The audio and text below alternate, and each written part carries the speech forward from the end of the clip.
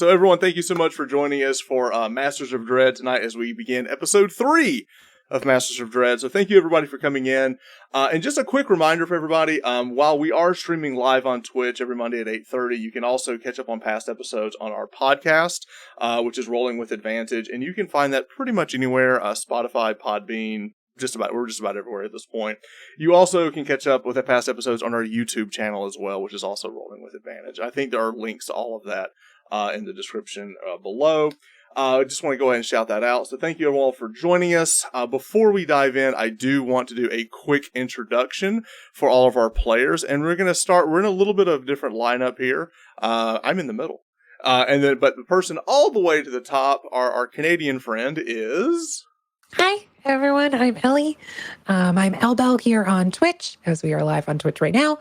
Correct. You can find me at 3LLEBELLE, and I started Chrono Trigger this week. Oh, I know. What a classic. Which I am completely and totally in love with already. Yes. I think I've played 4 hours, and I'm like, so can I just keep playing? It is like an all-time favorite game. Okay. I love that game. All right. And then, and what character are you playing? I was about to say, I am playing a bard, my very first bard, Spirit of College of the Spirits. There we go. College of the Spirit Bard. And what is your character's name? Estelle. Estelle. After some debate, we ended with Estelle. Okay. And then College of Spirits. Are you a bartender? Yes. A bartender. I mean, a bartender. Oh, yeah, very good. All right, and then below our friend Ellie, we have... I am Laszlo. I will be playing the Order of the Scribes wizard, Tortle, named Baka. Look at me. Look at me. I'm the captain now. Blame Danny, because it's going to be real hard for me not to do that again. Oh, okay. All right, and then below me, speak of the devil, we have... I am Danny. I play Darundal, the Dampier Ranger. And I do want to give a quick shout out to Lucifer, because he is about the only person or entity who could create something such vile as wallpaper that I've been scraping all day long. The next big baddie that I have in my, if I ever run a game again, the big baddie is going to be wallpaper. So your weekend task has been scraping wallpaper. It is a horrible endeavor. If you're thinking about doing it, don't. It's just, wallpaper's horrible. People who live after you will make voodoo dolls of you and stab them repeatedly. That's what I'm doing. All right. And then below you, we have our bearded friend. Hello, I'm Wes. I'm playing Xiv. My mind is all over the place today, so there's no telling what's going to come out of my mouth. And tell us, and what is Xiv exactly? He's a gentleman. Just a gentleman. Just a gentleman. He's a gentleman reborn barbarian, but he's a gentleman. And he's got a fancy new hat that we got to pick up last week. All right. Oh, yes. The Centurion hat. That's right. All right. And Papa's got a brand new bag. That's right. We got all kinds of new stuff. My name is Trevor. I am the Dungeon Master, the storyteller for tonight, because I always forget to introduce myself. One of the things that I do want to say before we jump in tonight is that if you have not joined our Discord, you can. I have a link for that below as well. And generally before the game, I will send out call for rolls. All of the loot generally is rolled randomly by the members of our Discord. So some of our loot tonight, if they do find it, was actually rolled tonight. And some of those rolls were extremely good. So there are some very, very big things to be found tonight if they go the right direction or not. So we'll see what happens. So with that... So what you're saying is roll investigation checks repeatedly. That's your metagaming, but maybe. Possibly. We haven't started yet, right? So. We haven't started yet. All right. So with that, why don't we dive back in to episode 3 of Masters of Dread, and tonight we're going to be starting back in the spoopy world of Ravenloft. But before we get there, as is customary, we begin in a very familiar place. We go back to Waterdeep at the Troll Skull Manor, and that is where we begin tonight. So as we get back to the Troll Skull Manor, we are in Waterdeep. We go to the tavern, which has been hosting a very famous bard named the marvelous and magnificent Marcus Madmore. And before we get in, everyone in chat, come on in as we are going to, kind of get together to begin tonight's story. And as we go into the Troll Skull Manor, we go to a very familiar scene that we've seen as the locals are coming in and sitting at the tables and getting ready together. They're grabbing their ale and their wine, their meat is being served. Tonight they've got roast boar is and they also they've got like this really nice mutton that they're serving tonight. And as you come in, you're greeted by the half-orc Lu Zhang, who is the proprietor of the establishment, and he's very well dressed half-orc with a bit of a tie in his goatee, and he goes, "Oh yes, come on in, welcome everybody. I see Turtle and Sunshine and Roll, and I think Bela. Come on in, everyone, grab a seat as we get ready for the festivities. And do enjoy the band, and be sure to tip your waitress on your way out. But without further ado, let me go and get Marcus comes." And he calls out, and Marcus comes out, and we'll go ahead and put some images up as well so we can see these people as they come in. So, oops, come back to me. There we go. All right, so here's Lu Zhang. He's shaved it up a little bit. He's got like a little bit longer goatee now that's kind of tied together at the bottom. And he looks over and goes, "Oh, yes, thank you. And let me also introduce Marcus."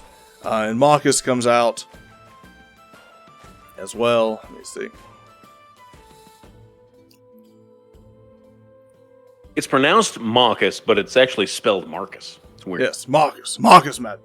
All right. So Marcus comes out, he goes, "Welcome everyone, and I appreciate everyone joining us again tonight as we continue our story from afar in the land of Ravenloft. I do appreciate it. And Lu Zhang, thank you so much for the wonderful introduction as we get started tonight."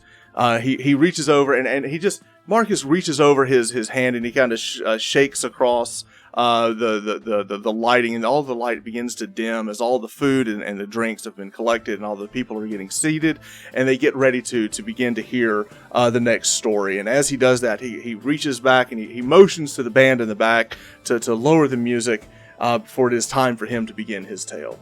And as that music fades off, this other music begins to fade back in that he is playing himself through some type of incantation, some type of ghost sound. And as the music picks up and as the candles begin to dim, he reaches out, he goes, "Yes, thank you all. I see many familiar faces, and I'm so glad that you have come back here tonight to hear the next part of our tale. Now, I will admit that last week was... as always, this is not a story of the faint of heart, and one thing that we have seen over this story, as we tell this story, I do want to remind everyone that this is not a story of my own creation. Nay, it was told to me by a spirit from the beyond who witnessed these events in this other realm. So begin." And as he does that, he pulls out his hand, and this orb appears, and as the orb grows and this cloud kind of comes over the orb itself, it expands and expands to this point to where everyone now is no longer looking at Marcus, but they're actually looking at this orb and the clouds and the mist as he's looking through into this world of Ravenloft. And he goes, "Yes, and now we will pick up the story from what we told last week, as our adventurers, our poor souls that are trapped in this realm, have decided now, after fighting this vile hag and killing this hag known only as Old Molly Wormwiggle, that they are now going to this cabin to find some lost acquaintances of our Dampier Darundal character that we've been talking about.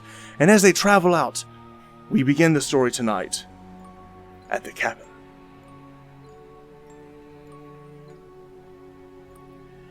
And after last week, we saw the huge combat break out between the party, and they fought this nasty hag. They also fought these giant skeletons. They were shambling up, and after they dispatched of this, they were wounded, and they went through a pretty horrific ordeal as the bodies were strewn everywhere.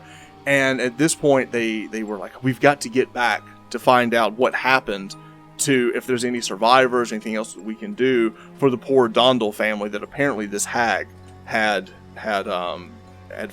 preyed upon." And it's at this point that Darundal, our Dampier Ranger, has led them back to the correct path, out of this filthy bog that they were kind of tricked into going into, and they find the Darundal estate. And in the distance, they walk down the road, they see the Darundal estate. They see this old tattered farmhouse. They also see a stable off to the side, and they also around the back there's a small little outhouse. So there's 3 buildings that you can see over the ridge as you're looking in. You see the main farmhouse. Like I said, you see a stable with a few animals. Looks like there's walking around on the inside, and you also see an outhouse. And with that, we will begin tonight. So with that, Darundal, as you are leading the group, what would you like to do? I'll just ask everyone what they think the best course of action would be. Nearest building is what, the stables? You have a stable that's nearest, and then just past that you have the actual farmhouse. And remember, you believe they had farm animals, but they mainly dealt in blueberries. They grew blueberry patches. Right. I want to like reach down and close my eyes and feel the ground and see if it feels squishy. You reach down and it's loose soil on the dirt on the path of the road, like it's been traveled, like it's kicked up. You see horse hoof footprints.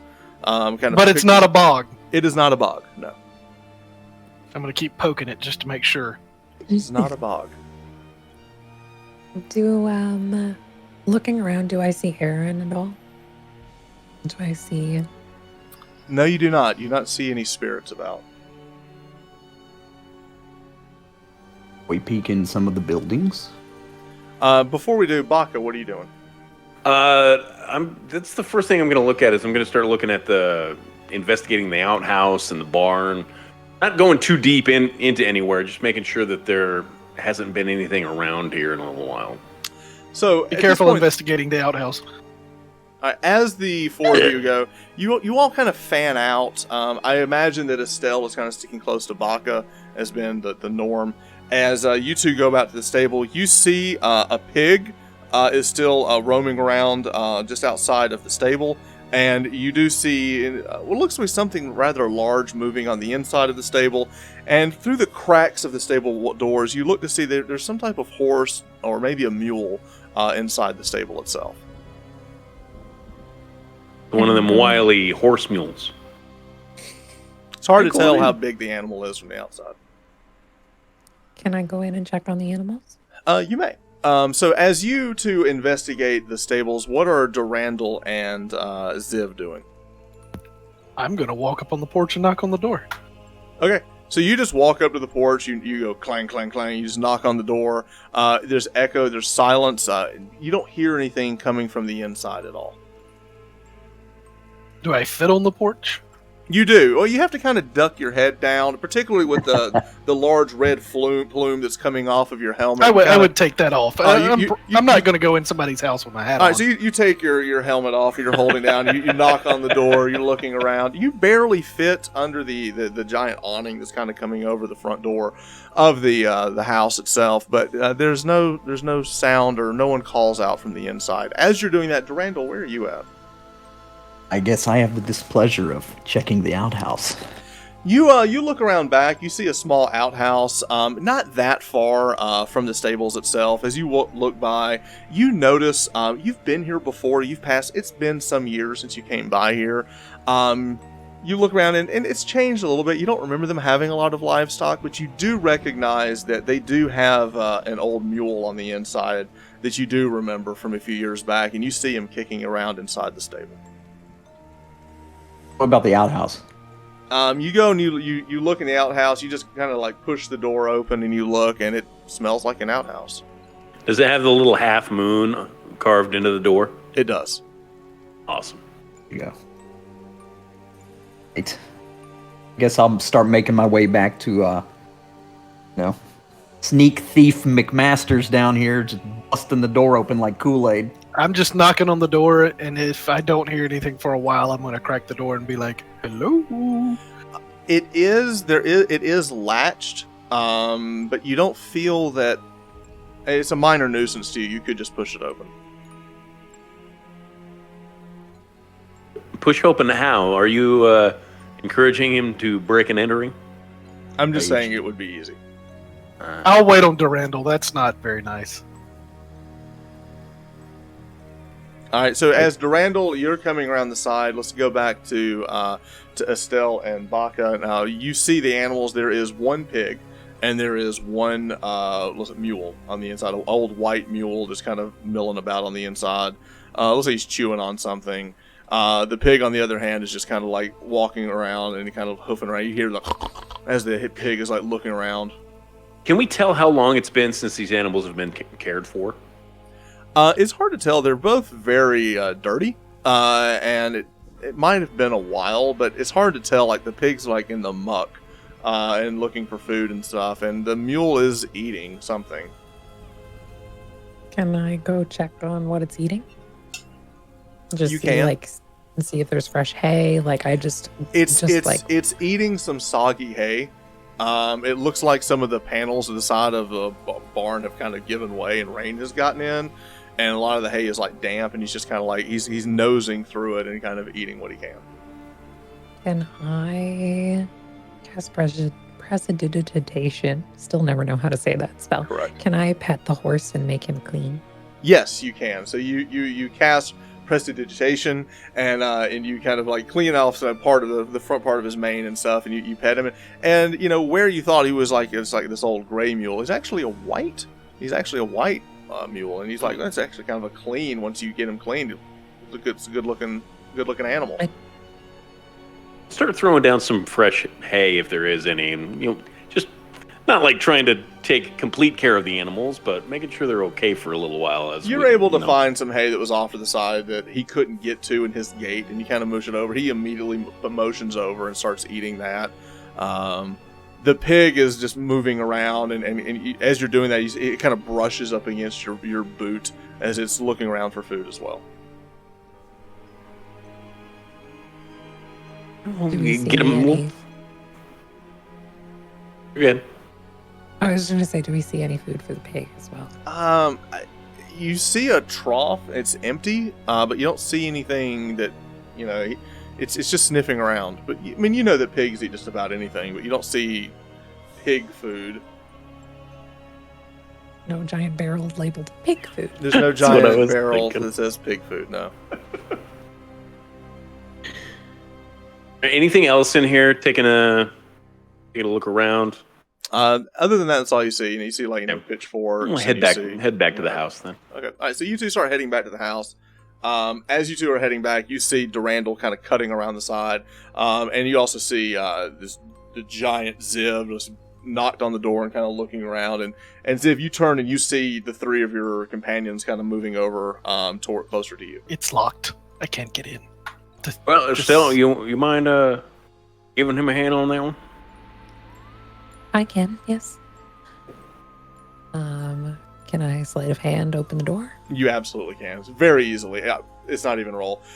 You reach over. You grab one of your little tools. You just kind of reach in and just kind of pop the latch up quite easily, and the door like creaks open.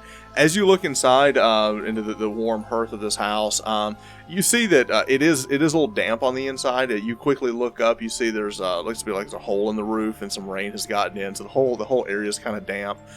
You look to your left and you see like a kitchen area. You also see a table with 4 chairs. You see the remnants of like plates and things that aren't clean. You look across from you. You see like a couple of chairs sitting next to what looks to be like a fireplace. And also off to your right, you see what looks to be 2 rooms. There's 2 doors. One, it looks like it opens up to a larger bedroom. Another to a smaller bedroom. Before we enter, can I call out to Aaron and ask if we have permission to enter? You may make an arcane check. Trevor, does this place have a root cellar? It does not, that you can tell. That is a not natural 20. And not natural 20. So you roll an 18 plus 2 is a 20. You do call out, and you do sense the presence of some type of arcane presence here, but you don't sense any spirits. But there's definitely something arcane going on here. Was that... I was asking specifically we have permission to enter the house. You do not sense any spirits here.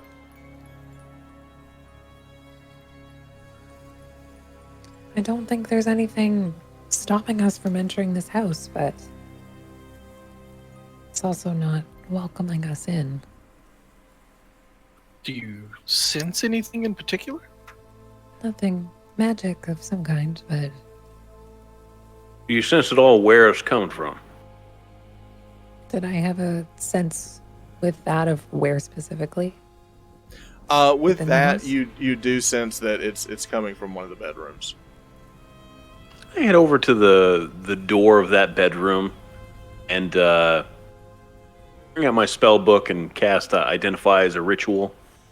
See if I can identify what the arcane presence is. I'll give that to you. There is. I hear what you're doing. It's more of an arcana check, but I hear what you're going with. As you pull out your book and you're kind of trying to sense that there is some type of magic in the air, you are sensing some type of necromantic magic in the room. Well, if you don't sense any spirits, there's definitely some kind of necromancy coming from this area, so we should be prepared for whatever's in there. I'll go first. Let's pause for a second. Darundal, what are you doing? You're just standing in the room? I'm gonna go over to the smaller bedroom and just kind of stand at the side and poke it with my short sword and let it open. You poke the bedroom door as it pulls open. You do see a smaller bed in here. You see some toys strewn around, dolls, like small stitch things put together, but it's in disarray. As you do that, the other two your party members, as Xiv, you kind of push open the open bedroom. You go to the larger bedroom. There are two beds that have been pushed together, which would be on the right side wall as you enter. There's some creaking of the boards as you walk in. Xiv, the first thing you notice as soon as you look in the door is you look down at the ground, and there looks to be like some giant black pot in the middle of the room that has some type of green sludge in it. And also you see some books and tattered papers sitting around that black pot. I want to. Is this where old Molly was? Be careful now. This might have been where old Molly was staying. They said she stayed for a night here. This is probably what bedroom she had. Yeah, I want to pick up one of the papers and do an Arcana check. You may. Go ahead.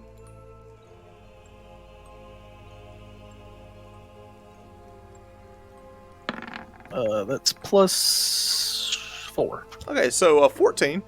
You pick up some of the page. The first page you pick up, you kind of look over. It is some type of arcanic formula, and you look and you're looking at looks like page 2, and you reach down and you kind of there's 3 different pages of this. As you kind of flip through it, you notice it is some type of spell. You notice the components, and you have a general understanding of what it's trying to do. It's Can I knowledge of the past this?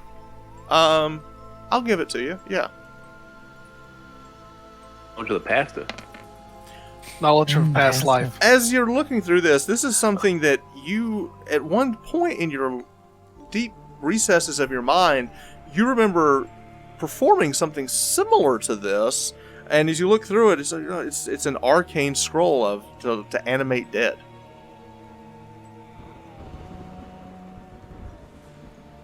All 3 pages, Yeah. all part of one scroll. Mm-hmm. So that is a level 3 arcane dead scroll.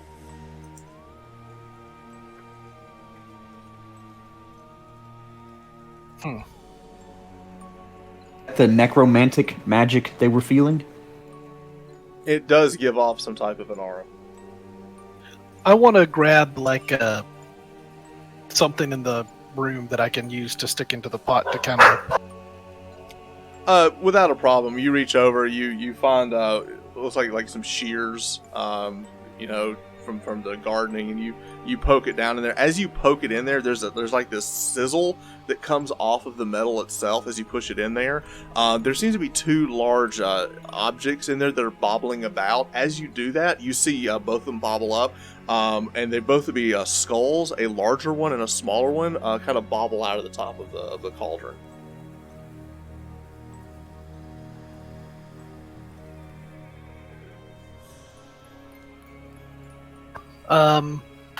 Is there a handle on the pot? Yes, there is. I want to ask my friends if they would excuse me, I want to go bury this. I will come help you. I'm going to take it outside. Seems only fitting. I would go. Estelle, as you do that, give me a passive perception. What's your passive perception? 11. No. Give me a perception check. 14. As you're kind of looking down and you kind of see what he's doing, you kind of go to help him. You just instinctively go to kind of grab this and kind of help him. You notice that the board next to it is loose. You look and you see that there is a loose board right next to where this cauldron was. Can I check it for traps or You like certainly anything? may. Give me an investigation check. Move. 9. It doesn't seem to be like any traps or anything like that. You instinctively just pull the board back. As you pull the board back, you see some sort of strange book is hidden under the board itself. You recognize the binding as something similar to what your grandmother had. It's bound in the same manner.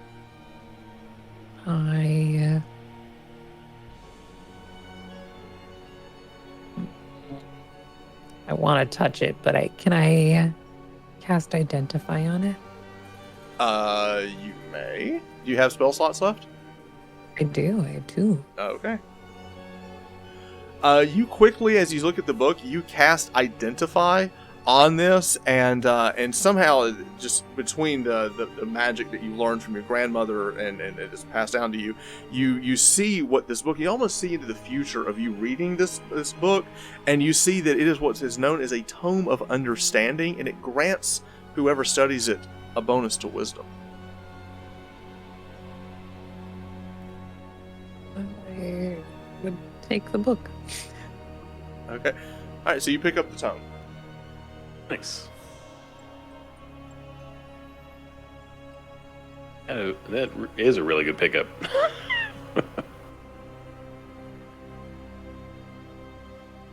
Would I also have learned from that it can only be read once? Yes.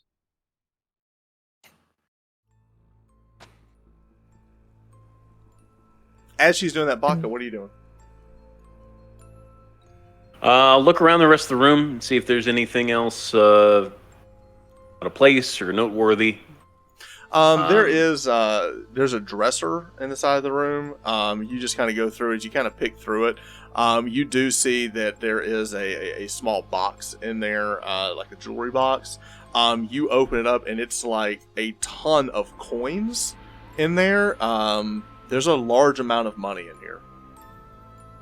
All right, I kind of shake it around and look what we found here, and I'll show it to everybody else and close it up and stash it away, I suppose.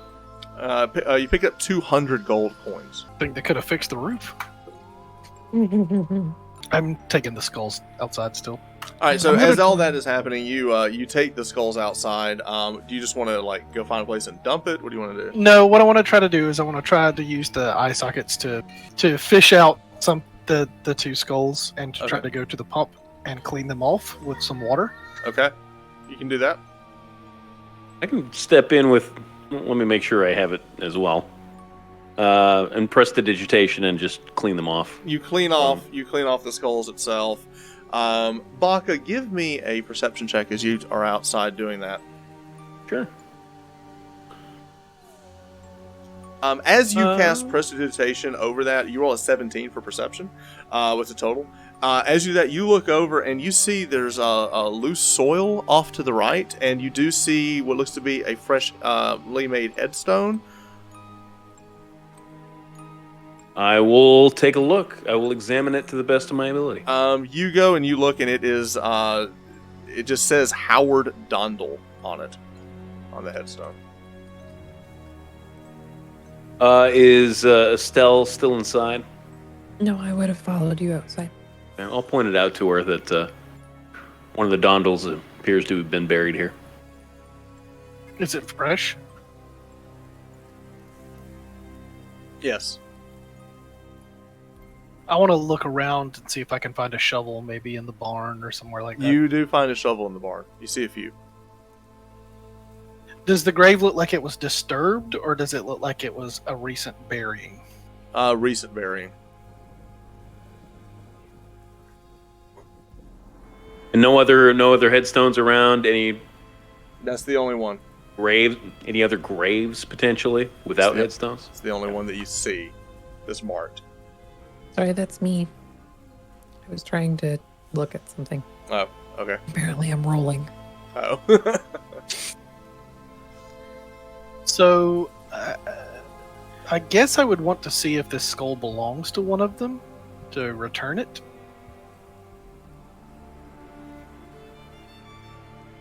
So I guess I would attempt to dig it up a little bit and just see if it needs to be Darundal, as replaced. you're playing with the skulls, you've got the shovel. Darundal, what are you doing? Just gonna make sure, having dealt with hags, that this was actually a hag. This was her, or she, the pot and everything. That is this basically hag 101 right here? Yeah, this is to you. Okay. You this is. She looks like she came and took the place over and was squatting it. Yeah, I definitely would have went out then to help them. You see Baka looking over. You see Xiv as well with the shovel. You recognize the name Howard Dondal. Was an acquaintance of yours. He was the father. Helen was the wife, and their child was Aaron. You believe that, I mean, just a few years ago when you were here, they were all alive and well, and here is now the gravesite of Howard Dondal. I'm gonna go back in to the small bedroom and see how many beds are in there. Only there's the small bedroom has only one bed. And the larger one had 2. Had 2 that are pushed together. Okay. Right. As you're And that doing would be that, 5. Xiv, are you digging it up? Yeah, I'm digging up the one body to see if it's missing a head to replace it. You go and you begin digging and digging and digging. As you're digging, it's not going to take you long. It's loose soil, and you've got a pretty good shovel. What is Estelle doing while you're doing that? I'd be standing, like, just keeping an eye out for spirits, paying attention, because we Right. are disturbing And the grave. it is still middle of the day. So you've still got or towards the late afternoon at this point. So you're kind of keeping an eye out. Baka, what are you doing?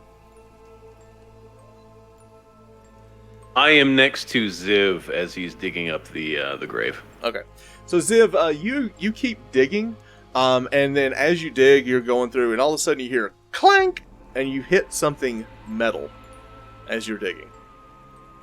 That seems odd because they would have a wooden. It's metal. Like yeah, I'm gonna reach down and brush it off. You reach down and brush it off. It looks like some type of breastplate. I'm gonna clear up towards the top and see if it's the rest of the body and it's missing a head or anything. There is no body. It looks like as the more you dig, it's just a full suit of armor that's been buried. Is there any bones inside of it? No. Well, this is curious. But you dig up There's a no- full suit of armor. A full suit of armor. That is strange. Helmet, full suit of armor, gauntlet, leggings, everything. Wow.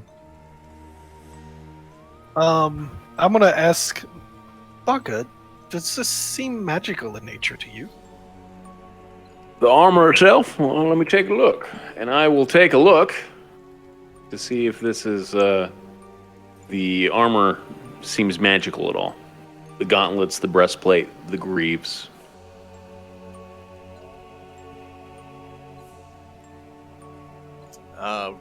Make your Arcana check. Okay.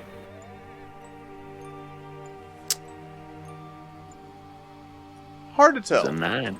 Hard to tell. You roll a mighty 9. Xiv, I'm not real sure. We might have to, when we get a chance to rest, we'll have Estelle take a closer look at it. Well, here's my Excellent. question: should I put it back into the ground or should I uncover it? If we give me some time, I can check it right now before we even. I have 1 spell slot left, so I can cast Identify again. Suppose so. You might, if you take your time about it, I can show you how to do that as a ritual. It takes another 10 minutes maybe, and save you some of your Could we work together to shorten the time and cast it as a ritual? I'll give that to you. So you still you cast it as a ritual. You take a few minutes, and from the both of you kind of gleaming over this armor together, at the same time you come to the realization that this armor is quite cursed. Hmm. We're gonna want to leave that in the ground, I think. Okay, listen, we'll put it right back down in there. Ziv, you just drop it immediately as soon as they said curse, and you're like shaking your hands off of it. Yeah, I'm gonna put it back in the ground.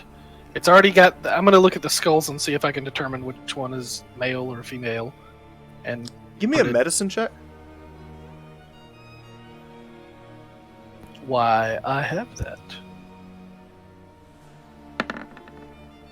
It is a 12.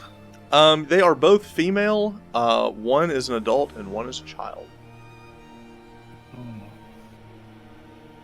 Well, in that case, I'm going to cover this one back up, and I'm going to dig 2 more graves. And I'm going to ask Darundal if he could find me something to use as a headstone for both. If I can do anything to help live and rest peacefully. If you can etch something into use some of your skills to etch something into the headstones, that would be great. For Aaron and Helen, I imagine. Yes. Good assumption. That leaves the mystery of Howard and why there's a headstone of him and a cursed suit of armor. Any sense of whether what the curse might be? No. Would that be identify? They did identify it. Yeah. Give me 1 second. Let me get a ruling on that one. Yeah. I I think I'm more looking for whether the armor might have killed Howard Darundal. You learn I'm its looking properties and how to use them when you cast Identify. Whether it requires attunement to use, how many charges it has, if any. You learn whether any spells are affecting the item and what they are. If the item was created by spell, you learn which spell created it. I don't know if that helps at all. I will say, to help the narrative, that you do... Baka, you don't catch this, but Esteel, you do catch that it's some type of hex magic. I can't tell you specifically what the hex is, but it was hex magic that made that item quite cursed. I wonder if it was used to either control or kill Mr. Darundal.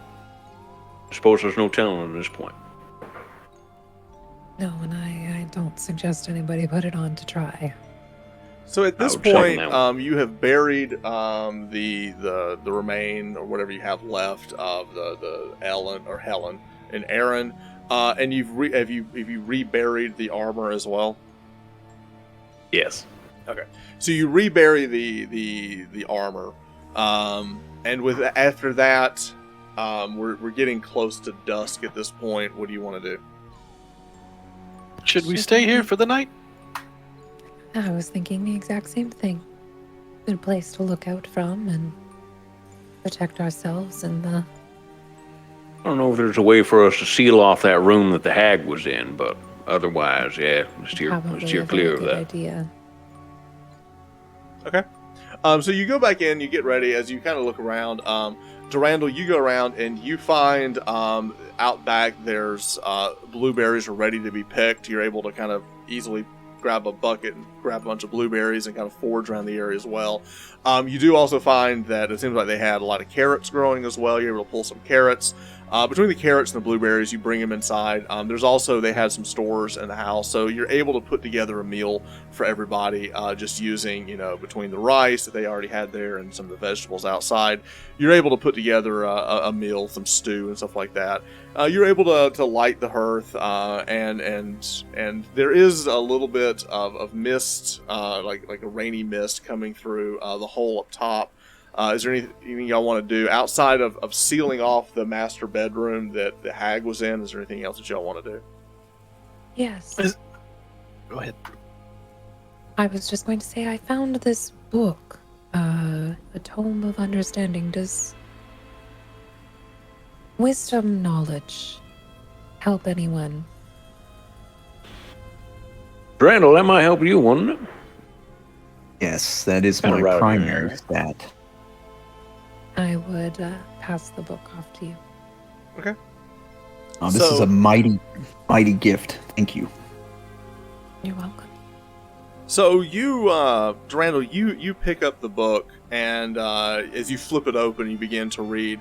You're almost entranced in the book itself, and while everyone else is sitting and enjoying a meal, you're just sitting there and turning page over page over page as you're almost like entranced in reading this book. As he's doing that, Xiv, what are you doing? I'm going to wait for everybody to take their share of food, and if they don't want any more, I'm going to take it out to the pig in the pig trough. Okay. So, as Darundal, you're reading the book. Everyone's finished eating. You go outside to feed. But as he goes outside, it's nighttime at this point. This will count as a long rest. I know we already did a short rest to get the hit points back. We are playing under a different rule set for healing. But I believe everyone at this point is healed up, but this is a chance for you to kind of recharge some of your abilities and to rest. So as you are taking your long rest, Xiv, you're walking outside, and you look around and you see the stable, you see the mule over there eating his fresh hay, you see the pig still kind of like looking around for food, kind of staying close to the pen itself, and then you reach down with the soup that you had left, and you kind of bring it down, you pour it in the trough. The pig instinctively goes over and starts feeding out of it. Is there anything else that you want to do while you're sitting outside with the pig?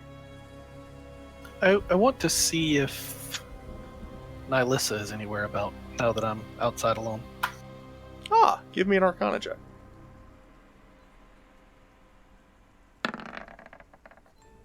Nope. You look around, you do not see, you don't sense the presence of Nylissa, your lost love, the spirit as you look about. You look and you do see, as the darkness is coming, you look up, you see the moon shining bright above. Always a full moon here in this world. So the light is casting in, and a very gentle fog is kind of collecting on the ground of the forest and begins to move in. And it's been a while. Like you've only spent so many nights that you can remember, but you just sit there and you ask yourself, is there always fog every night? Is this normal? And as you're kind of pondering that, you look over and you see that the pig has finished eating and is now has walked over to the freshly dug graves of Helen and Aaron and just plops himself down in between the two graves. Oh. My heart. Do I see this? Darundal, you're reading the book. I'm gonna walk inside inquisitively and ask Darundal a question. You go to ask him a question, and he is unresponsive as he's just reading this tome and keeps flipping over. Again, entranced. Then I'll go. What is it, Xiv? Esteel, Baka, do you know much of hags? Can't say I know a whole lot. Are they known to turn people into animals?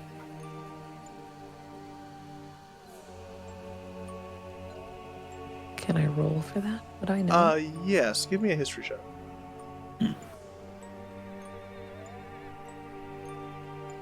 You roll a 9. 9. You know that's a magical ability. Could a hag do it? Yes. Could other people do it? Yes. It's not limited to hags.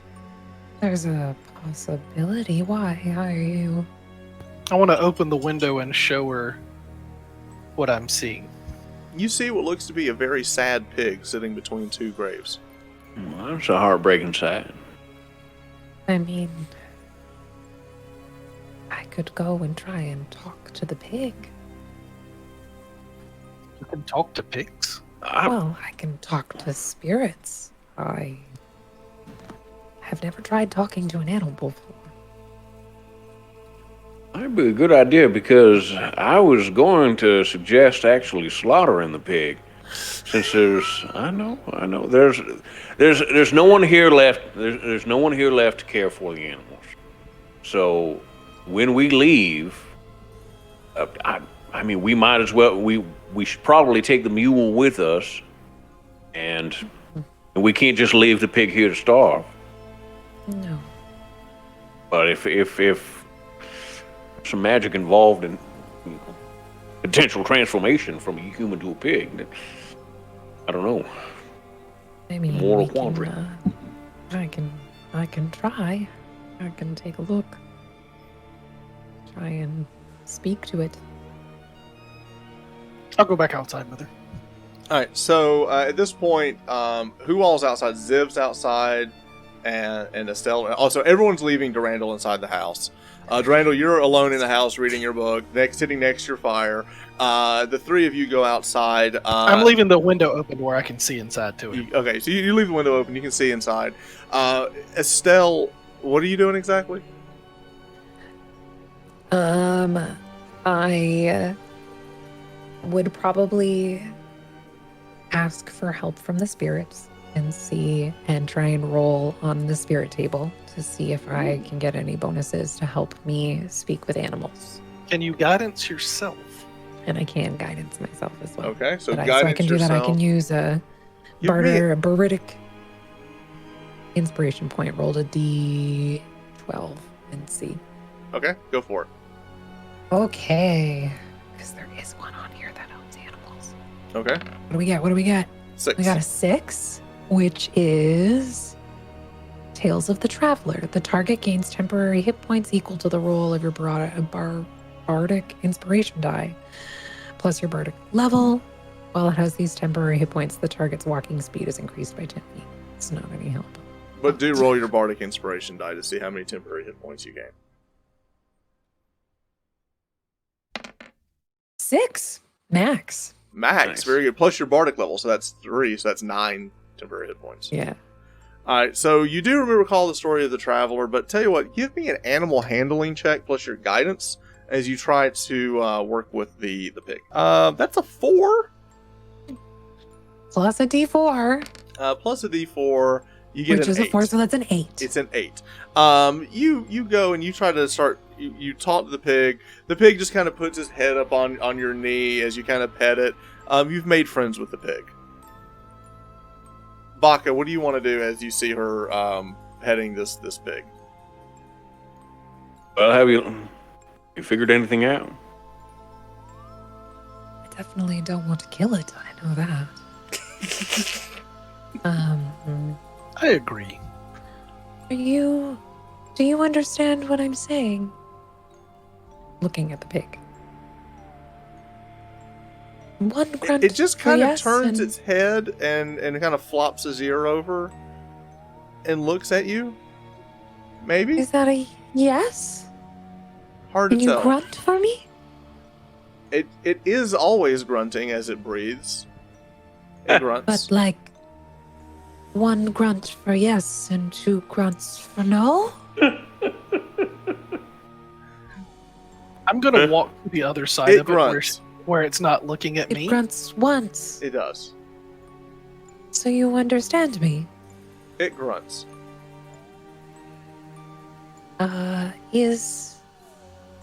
Do you know me? I'm gonna say Donald. It grunts. And Howard, Was it Howard? I don't remember this guy's name. Donald the pig. That's Howard. I think it was Howard. Howard the hog. Well, we can't leave him outside, and I'm gonna start leading him up to the house. You start leading him up to the house. As you do, you get back up. Durandal closes the book. He comes out of his trance, gaining +1 wisdom to his stat. And you have read, and now you understand a lot more about hags and the coven this book belonged to. Ooh. Nice. And you know that Speaking of there curses, were 3 hags that were here.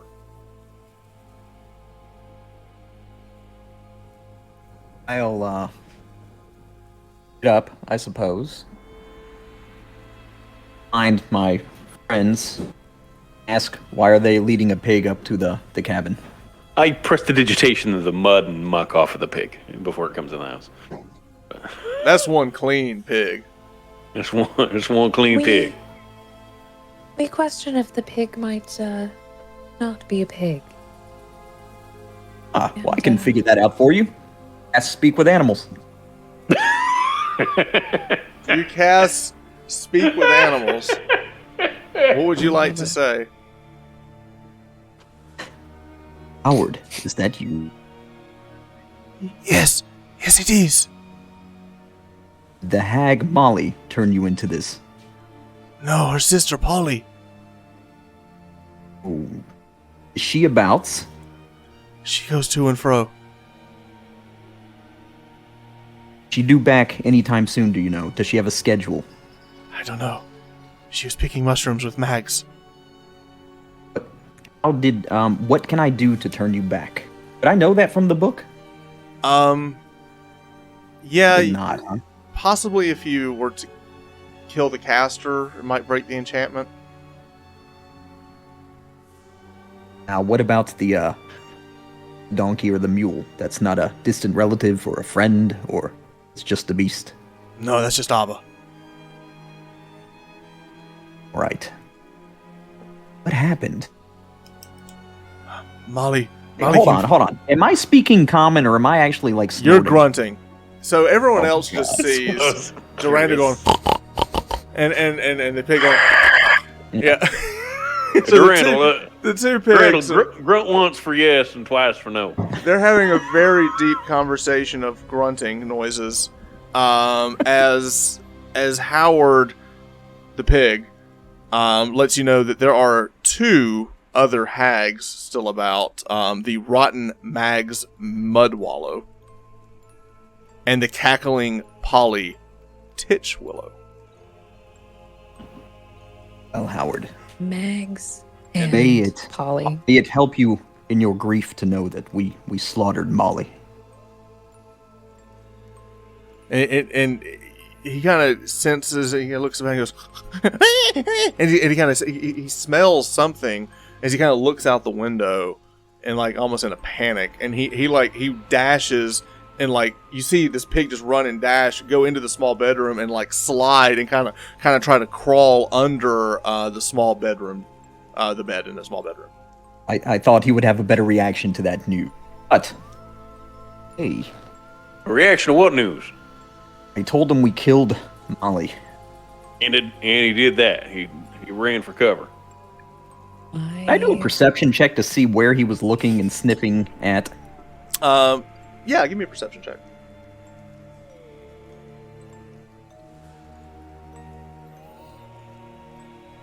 17, a perception check. You look out the window. The door is kind of, actually it's a door. The door is kind of open. You look out. You see that there is a small blanket of fog that has come out. That has basically kind of overtaken both the stables and the outhouse. It's about a foot off the ground. But you look out and it's not terribly uncommon to see fog come out in the middle of the night. The moon is bright and everything. But you do smell something foul in the air, which may be what the pig smelled as well. Okay. I will tell them, unless I already did, that Molly was not the only hag. There are two more, and at least one of them frequents this cabin as well. Does that mean they could come back at any time? She said she comes to and fro, yes. We're staying the night sounding like a bad idea now. So have we already considered ourselves a long rest? You have, but it is also the dead of night. And Durandal, you know that traversing these woods in the dead of night is never a great idea.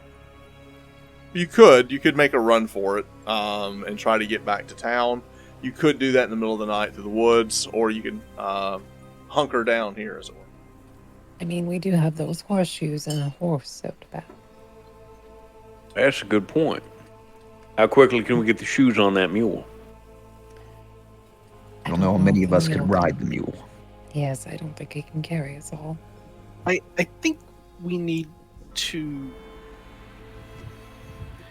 We need a word that only the four of us know.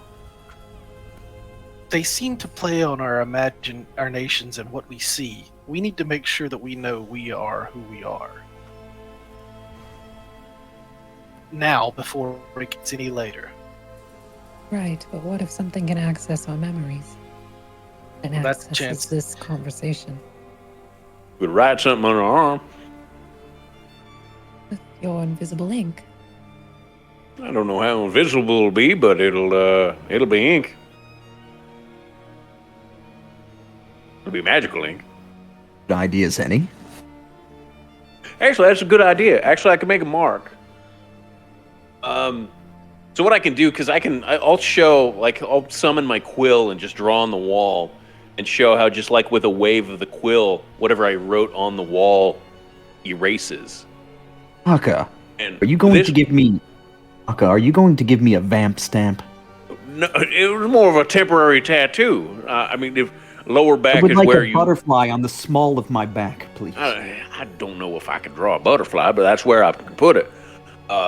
Yeah, I'll make a marking on your lower back, and as you can see, like, I can erase it. So even if somebody recreated the mark, I can't erase something that I haven't written. So I would be able to erase it in any case. It was sort of a temporary tattoo, if you will. Like it. Genius, What- friend. Wonderful What would we idea. like? I could try and draw a butterfly. Hey, how about a lighthouse? A we all lighthouse. met. That's a fantastic That was going to be my idea. word. Oh, great minds. All right, so Okay. we got both. We got a code word lighthouse, and we got a vamp stamp. Okay. All right. So you mark each person with a symbol of a lighthouse. You all know the safe word is lighthouse in case something funny happens. And is the decision to lock down here or to try to make a run for it? I guess is the question. We're going on We lockdown. run the risk, Lockdown. and we run the risk of not only the hags but the lichens, and there are far more sinister things that roam at night as well. So we're locking it down. Makes me want to bring the horse inside. Don't trust your senses. Okay. With that, the Darundal, as soon as you say that, you close the door, you bring the latch down, and you have the fire of the hearth, you have some candles that are lit about the cabin itself, and as the night kind of pulls on, what do you want to do as you're just sitting there waiting for something inevitably to happen, or just pass the night? What is it that you want to do? Like, who's on watch, that type of thing. Xiv, you don't need to sleep, do you? Not at all. You can do the Terminator 2 thing and just kind of stand there all night with his coil on his shoulder. I'll I wake suppose anyone we up. could sleep. I'll wake anyone up if I hear anything, or see anything, or don't see anything.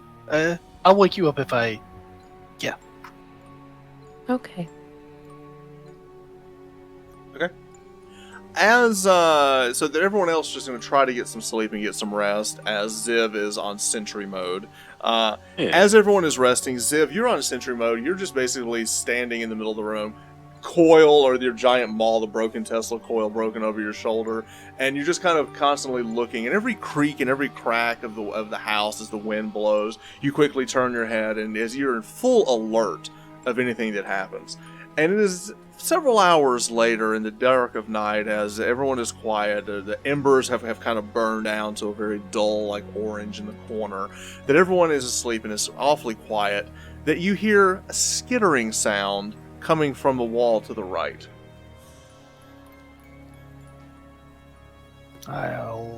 Do I see anything? It seems like it's coming from outside the house. Nothing inside. There Large? is, it's kind of hard. It's like maybe a small animal burrowing or crawling up the side of the house. I'm gonna put my Centurion hat on. Okay, you put the Centurion hat on, strap, There is a window over there. I'm going to nudge the feet of all parties involved. Okay. As they wake up, I'm going to put my finger over my lips like this, and I'm going to point at the wall and my ear. You do see a window over there that you can get to. You slowly walk over as you kind of nudge and wake everyone. Everyone slowly wakes up and begins grabbing, their swords or their weapons or whatnot. Estelle, not only do you grab your rapier, but you've also loaded the 2 dueling pistols as well. So you're grabbing both of your pistols.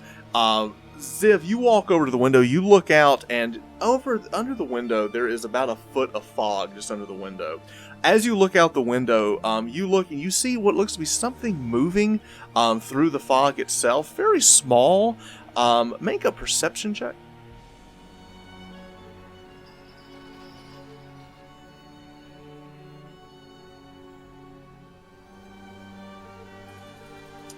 And the perception check is a 10 plus. Says my... Is that on your regular perception? Okay, it's 11. Okay, so total is 11. All right. So you look through and you see something moving around, and it looks like a skeletal hand reaches out of the fog, takes its fingers against the wood. And you only see the hand itself, the fingers, and it scrapes down the side of the wood outside as if it's writing something on the side of the house.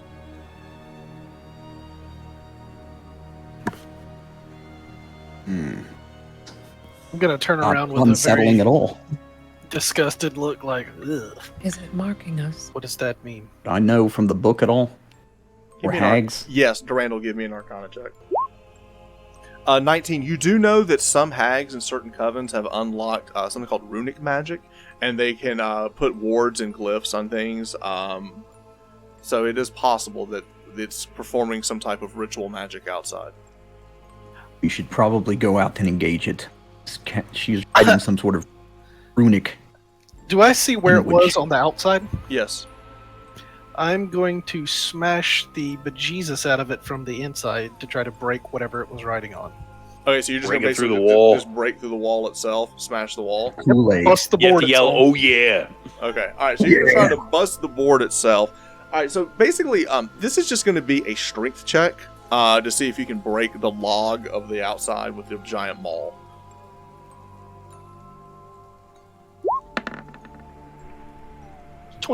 Without a problem, you just golf swing this giant maul into the side of the wall. It actually cracks and breaks open. The entire house kind of shudders at the weight of this giant like sledgehammer that you're basically putting in the side of it. It does break. You hear something scuttering outside. Estelle, you passively, as that happens with your pistols, you kind of glance up. The small hole on the upside of the house, on the roof of the house that was letting in some of the rain, you see skeletal fingers that were kind of cropped through that begin to slowly pull back. Now, do you want to do anything quickly as those fingers are still there? Shoot at them. Okay, you're gonna shoot at them. All right, so you see those fingers like ka and just take a shot. All right, so go ahead and make a quick attack with one of your dueling pistols to see if you can hit the skeletal hand. That's a 19 plus what would be proficient with that, right? So Yeah, you are. So proficiency plus dexterity. Oh, so plus 5. Plus 5. All right, so 24. All right, so give me a d10 plus your dex for damage. That's Oh! 9 plus 3. Plus 3. All right, so 12. All right, so you shoot. Now, when you shoot, that goes through the roof. You don't actually hit the hole. You actually hit where the hand would have been as it rolled back. You actually hit the center of the hand. The hand itself, as you hit it, it falls through, and the hand itself drops inside. And you see this like severed skeletal hand with this giant hole in the middle of the palm of the hand, sitting in the middle of the floor. Now, interestingly enough, your shot did not sever the hand. You hit the palm, but you see where it was cut here. It's just a severed hand. It's no longer moving. I don't trust it. How long do we want to stay here before we just go out and face the music. I think we can be defensive from here. Being surrounded by fog, we're gonna not know what comes from what side. I tend to agree. As you're having this conversation, Estelle, do you want to reload the pistol? Oh yeah. All right, so you're having the conversation, you're reloading the pistol, right? It has a loading feature, so you have to actually spend time to load the pistol itself. So you're having this conversation. Darundal, what are you doing as this conversation is happening? I'm going to scale up the wall, up through the hole, Okay. and see if I can perceive anything out there. Okay, so you're actually going to climb on the inside of the rafters of the house itself. Okay, you don't have to give me an athletics or an acrobatics. You just innately can just walk up the side of the wall. The rest of the group looks over and sees as Darundal just very easily just begins to walk up the side of the wall itself, very, very adeptly. Gets all the way up to the rafters. Now, the hole is only about this big itself, but it's now larger because of the gunshot that went through it. You're able to kind of pull the thatching of the roof apart. You stick your head up, and as you kind of peer out, you see these two other severed hands just running across the top of the roof. As that is happening, Baka, what are you doing? Was there a hole that Xiv ended up making in the side of the house? Yes. Yeah, I'm gonna look out there and see what I see. You look out, you're only seeing fog itself, but this is also on the same side that the graveyard, not the graveyard, the grave that you dug is, and you look and you see that all of the earth that is where the suit of armor was has been unearthed. I'll yell out to the rest of my party. The suit of armor is on the loose. The suit of armor is on the loose. Of course it is. My thoughts exactly. Protections, I imagine. I'm gonna light up the eyes and do a 360 and see if I can detect where the magic is coming from. Ooh, you Like it. can. Read me that ability again. As an action, you can open your awareness to the presence of concentrated magic. Until the end of your next turn, you know the location of any spell or magic item within 60 feet that isn't behind total cover. When you sense a spell, you can learn which school of magic it belongs to. So I'm looking out all the windows. So you're looking out the windows. And So the fog won't hide it. The fog won't hide, but a wall would. As you look out and you see just like what normally would be fog, you see the outline of this magical being walking through. You see the shambling armor walking through the fog, stalking about, trying to get to the rear of the house. Is there an opening in the rear? No. It's headed around back. Can you show me where it is? I'll point where I see it. All right, I will cast a Dragon's Breath on. I tell you what, I'm gonna touch Xiv on the shoulder. Say, just give a big long exhale, right where you see where that is. Do I have a line of sight to it? You do. You'd have to open the window. I'll open it with a Tesla coil. As you break open the window and you want to let loose your dragon breath. Interestingly enough, it is also lightning. A cone of lightning. A cone of lightning breath. Of course it is. Of course it is. Okay. What does he have to roll, or what do I have to save against? It's a dexterity saving throw, DC 13, or take 3d6 on a fail, half as much on a success. I fail. Excellent. Let's roll this. Oop. I may have clicked it twice. Did 8 damage. 8 Lightning. damage, lightning.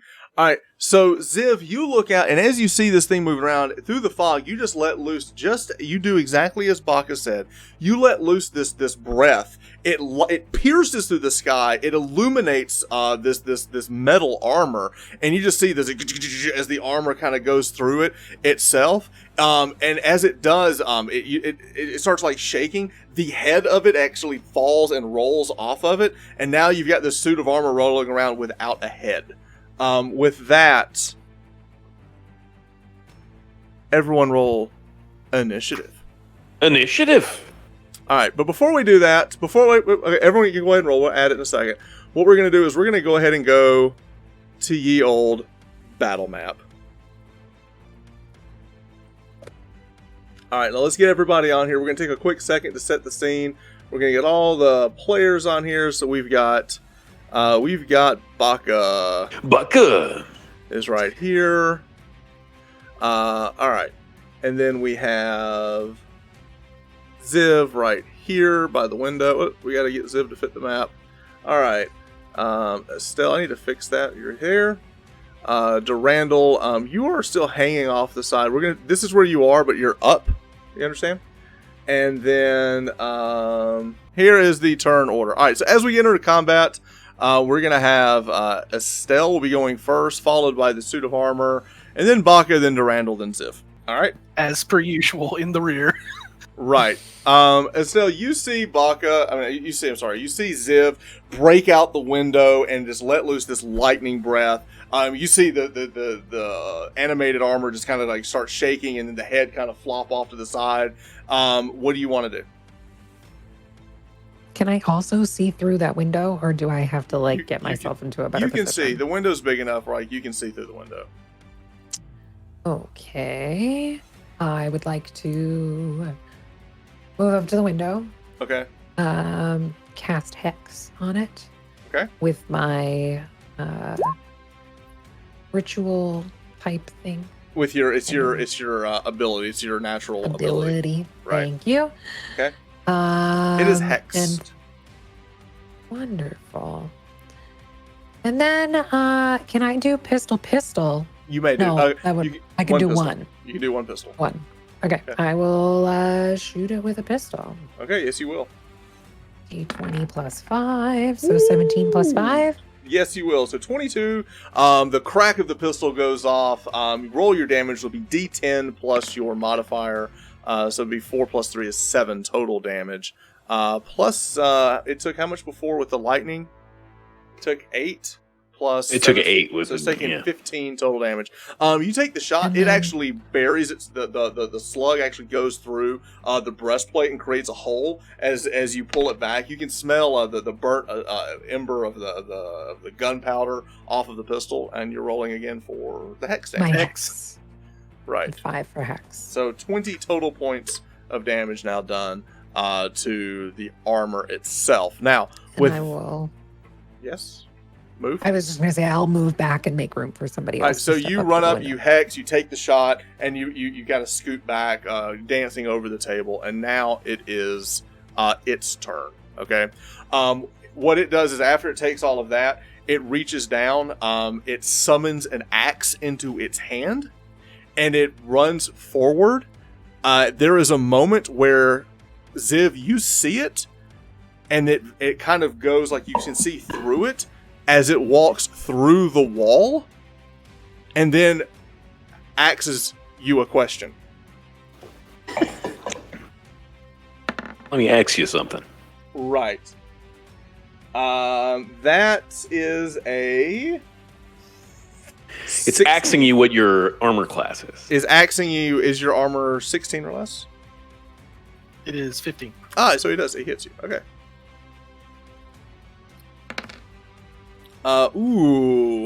You jump out of the way. It barely scratches you. Take 4 points of slashing damage. Ooh, now I'm angry. And with that, it is Baka's turn. What you got, Baka? I'm muted. I'm sorry. I'm having trouble figuring out. Is that where the thing is? Yes, right there? it is. Okay. I guess from here, I'm going to cast a magic missile and change the projectiles into little lightning bolts. Okay, so you're going to shoot 3 lightning bolts out of your hand. Those darts immediately just come out of your hand, again electrifying the armor. It automatically hits. Roll your damage.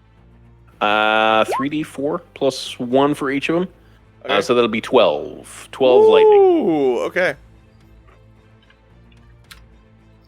All right. And I'm going to hold my ground. And You're going to hold your ground. Okay. Yeah. Darundal, you're up on the roof. You see everything happening from above. What are you going to do? All right. I can see him, right? Correct. He's You're below above me. Right. You have the high ground. Yes. it's over. Hello there. All right. I'm going to cast Empire Fire Okay. on him. That's an action. Okay. What you have to beat. Lord. I believe it is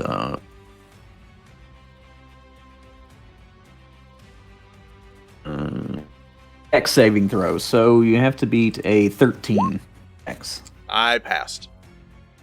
Son of. All right, so you try to cast this on him. He shakes it off without a problem. Now, that is your action. Do you want to do anything else with your move action, or just stay where you are?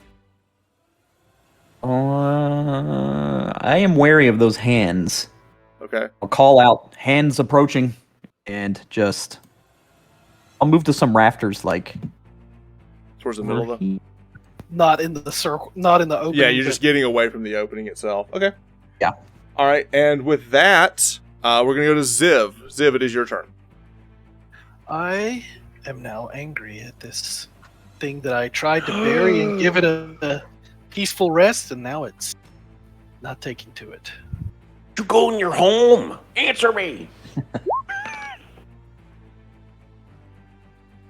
And as I do that, All right, so what is the effect of the Wild Surge Barbarian Rage? so this is the book description, so it'll get flavored a little differently. Okay. An intangible spirit, which looks like a flump or a pixie, appears within 5 feet of one creature of your choice that you can see within 30 feet of you.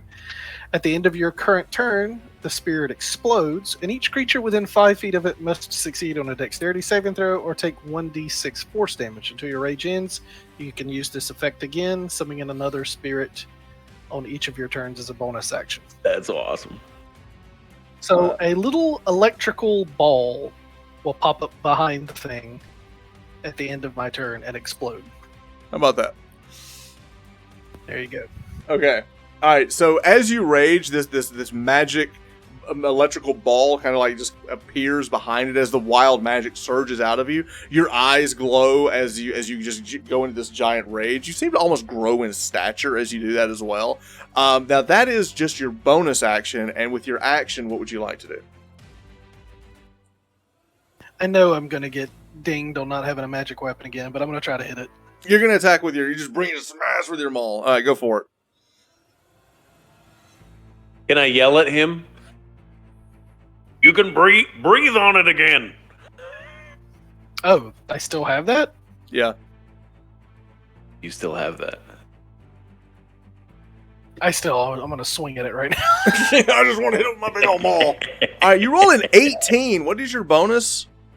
Plus 6. All right. Yes, you do manage to connect with your maul. So roll with your testicle. Roll your damage. It's going to be plus 6. So 14. 14. Okay, so you do 14 damage to it.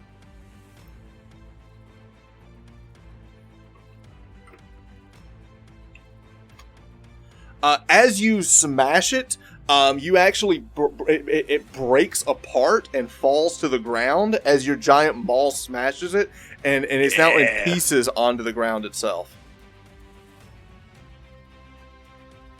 Take that. Okay. Can we separate this thing so it won't come back together? That is your turn. At the end of the round, we're still in combat. At the end of the round, you're standing by the window. These two severed hands jump out of the fog and latch onto you, or they will attempt to at least. Um, Oh, I can. Yeah. 21. Is this on my turn? Yes, no, this is at the end. This is another turn. This is in between rounds. So this is after your turn. You smash this thing. One of these claws jumps out and actually latches onto you and like digs into your skin. You will take 2 points of slashing damage. That is halved, so you take 1. But this thing is now on you. The second hand will also leap out and attack you as well.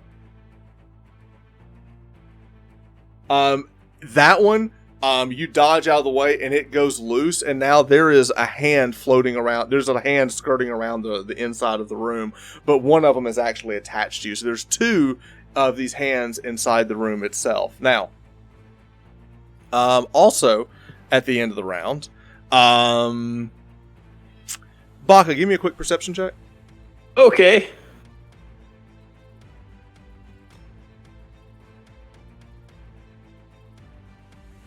We're gonna go 9. Oh, amazing. Oh, that doesn't. It doesn't sound amazing. Baka, make a wisdom saving throw. Oh, excellent. You were right. Doop. Doop. Dang. You look over. Does a 20 pass? You look over to the door, and the door is closed. And out of the corner of your eye, you notice that the door opened while you were looking. You kind of look back. You see this dark being like standing in the door with like this. You see this white skin, but you also see this black shawl, like kind of like rolling all the way over. It goes all the way to the feet. She reaches out to you, and in this moment, you go to like say something, and you go, and you shake it off. You shake it off. For this brief moment, you felt yourself turning into a pig, but you shake it off. Baka, pig in the city. That's right. Woo! That didn't feel great. Is she still in the doorway? Hang on a second, I'll get it for you. Give me 1 second. We've got a handout. This one.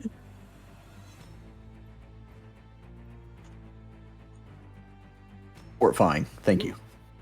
As she stands there with this shawl that kind of goes over, it's kind of got these ethereal tendrils kind of sparking around. She's carrying this wicked-looking like staff, as she is now standing in the doorway itself. That looks like somebody I know. Okay, and with that, we were going to add her down here to the bottom. And with that, Estelle, it is your turn. I would like to cast Thunderwave, seeing her at the door. Okay.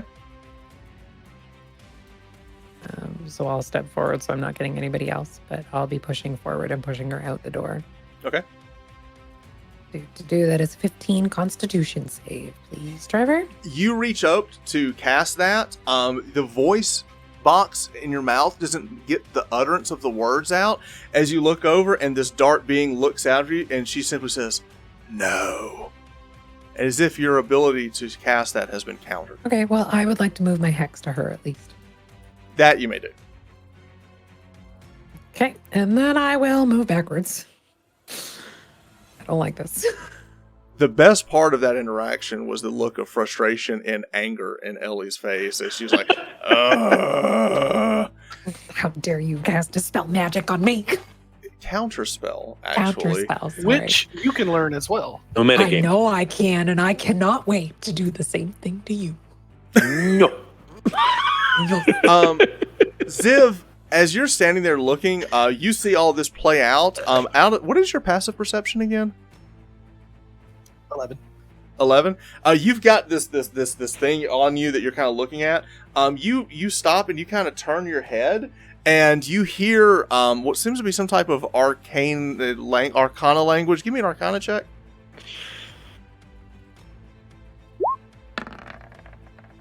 You don't know what you hear, but you 9? definitely hear some incantation being cast outside. Ugh. Okay, whose turn is it? It is Baka's turn. I'm gonna look at this this hag-looking thing. Say it. Now, is it Polly or is it Mags? See if it responds to either one. I know it's not Molly, because we killed Molly. When you say that, she just goes, ah! She's got this hag hiss at you as you say that you killed Molly. And I'm gonna stick my fingers out like this, and I'm gonna cast Magic Missile again. Fire this time. Okay. One's gonna streak towards the hand on Xiv. One's gonna streak towards the other hand, and one's gonna streak towards this hag. Perfect. The other two, the hands explode in fire as you kill both of those off. Roll your damage for the one that hits the hag. 2 damage. 2 fire. 2 fire. All right. Deuces. All right. There is this little like flame that kicks up on her. She kind of rears back a little bit. It does give a little bit of light illumination. As you do that, you see that there is like this illusion of this beautiful woman, but as the light itself like cascade over, it burns through that, and you just see this horrible, disheveled face of what it really is. With that, is there anything else that you want to do? I'm gonna run up to her. Okay.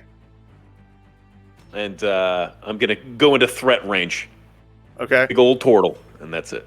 All right, so you're just gonna go and block the door with your giant shell. Okay. I'm gonna make sure she doesn't try to go back outside. That's what I'm gonna try and do. I see. Darundal, it is your turn. You're still on the roof. Right. I am once again asking you to go under the effect of fairy fire.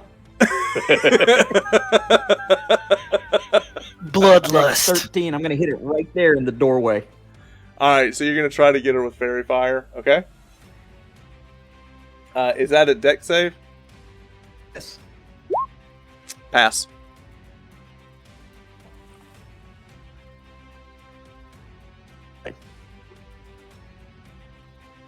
All right, is there anything else you want to do? I'll move up a rafter like 1. Okay. You try to cast that, and there's for whatever reason you seem to be very ineffective with your ability right now, and you're kind of almost wondering if there's something with this damned house. You don't even know what it is, but you're not able to hit that ability. That magic that you've got is just not working. You move from rafter to rafter as you kind of get to a better spot, a better vantage point, as you kind of begin to plan your next move. With that, Xiv, what do you want to do? You do hear some of the language outside. The hand that was on you has been destroyed. You do have this little, like, can you move the electrical? Oh, it's at the end of every turn. I basically pop one up. Okay. All right. So I think I want to go busting out this window like Kool-Aid. Okay. Just run and just... you just run and just shatter through the window itself. Okay. Coming around behind her. Okay. And I'm gonna smash. 15, 20, 25. Be about right here. Yeah, you can get there. That's good. That's good. All right, and so you absolutely can get there. So you run, you jump, you break through the window, just this frothing, raging madman as you go through. As you do that, you land, and you go to attack her. And as you do, you look up, and you've got these massive furry like hands and these giant claws that have come out. You look around, you don't see your maul anywhere, but instead you just reach out and you just see these giant claws reaching out. You can make 2 attacks, one with your regular attack and one with your bonus attack, but you can make these magical slashing attacks with these giant claws that have now like grown out of your hands. You also still have a breath weapon. Right now she's clawing. So make 2 attacks. So make first attack, main attack. This is just going to be a strength attack. Okay. So not on that one. I don't know what I'm doing. You miss what with did that I do one. with these hands? You miss with that first claw. You reach over with the second claw as your bonus action. Off attack again. Okay. Point of reference: you do have advantage on these attacks because you're flanking it because of the the first one missed. The first one missed. Now roll for the second one. So roll twice with the second one. Holy cow! 3 1s in a row. And then a 14. All right, so you totally miss with that first one. You fall down to the ground. You're like on your knees. You reach up with that second claw. It's just this confusion of what's going on. But as you do, as you reach up that second hand, it seems like you're almost getting stronger now that you're in the presence of the moon itself. And now you go and you claw into the hag. Now, with that attack, you do land your slashing attack. Roll a d6 and then add your rage, your strength, and then add another one plus that. So 5 plus your strength is? Strength is plus 4, rage is plus 2, so it's plus 7. Plus 7. So 12 total damage as you go and you just slash the back of this hag. Nice. I didn't realize you were moving out to flank. And then a bonus action, or not a bonus action, But but at the end of your turn, this thing pops up here. It pops up behind her, and it is a dexterity saving throw. Fail. She takes a d6 of force damage. Okay. So another 4 damage. Okay. Darundal. You saw from your vantage point something happen. Something has happened to Xiv as he runs out. He still has the Centurion helmet. You still see his face, but you just see his arms have completely furred out. Just his arms and part of his chest as he's like mawing at the back of this thing. So it's like he's half turned into something else. All right. And with that, it's the hag's turn. The hag turns around, now seeing this monstrosity behind her, and make a wisdom saving throw. Xiv, make a wisdom saving throw. Sorry. And she begins to cast this is some strange hex magic. 16. You hear this voice say, "Be still," and she tries to leave. But you have resisted her magic, and you get an attack of opportunity, as does the turtle. Awesome. So as she's leaving, Xiv, you slash her again. Roll another d6 plus 7 damage with your slash. 10. 10 total damage. And then Baka, what did you roll? I got an 11. You go to attack her with your claw. As you reach out with your giant turtle claw, you slash at her. He's not the only one with claws. You only hit the little spectral tendrils that she leaves behind as she evades your attack. But she did take a total of 10 damage from Xiv as she tried to evade. Xiv, you resisted the spell. You are not held. But she runs off to here. With that, the armor starts coming back together and has reformed inside the house. Esteel, it is your turn. Of course it has. I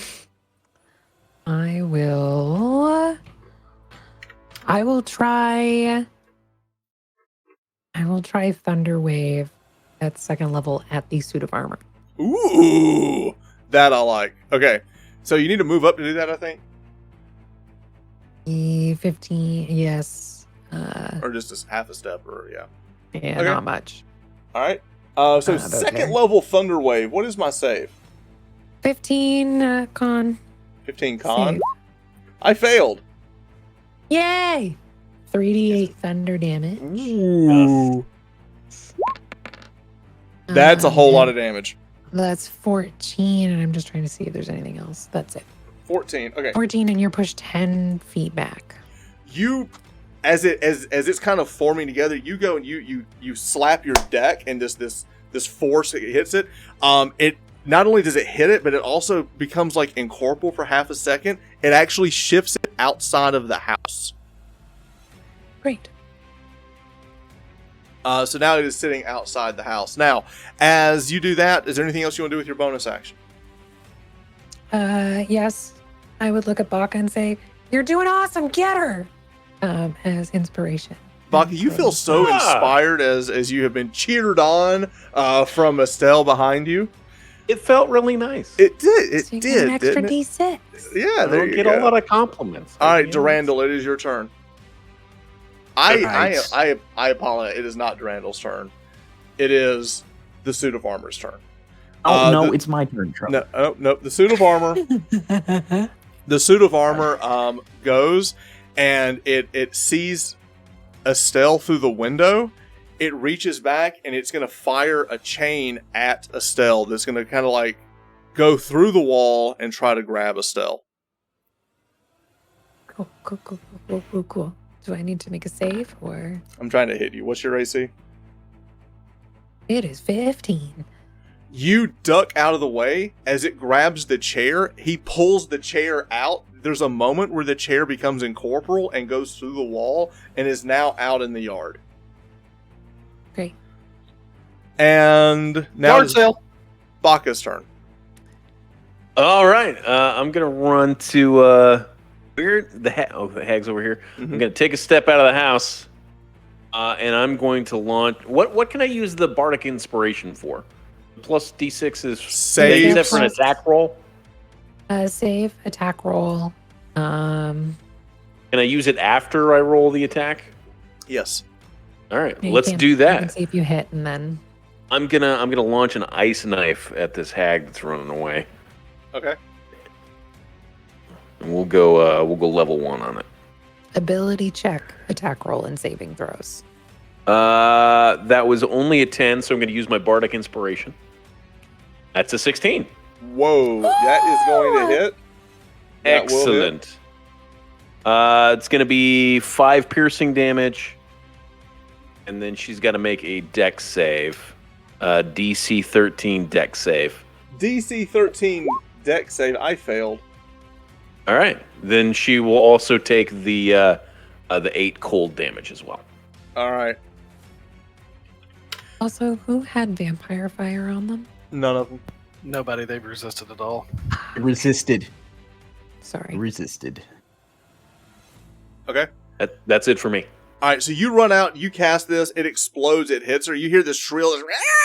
This, and she turns around and she looks and she sees you. And there's this dark glow of her eyes as she sees the turtle that she seems to be super angry at this point. I've got like 3, so I wave at her like this. All right. It was me. All right. Now it is Durandal's turn. All right. I'm going to go 5, 10, 15, 20, 25, 30, 35. In the doorway, and I'm going to Okay. shoot at her.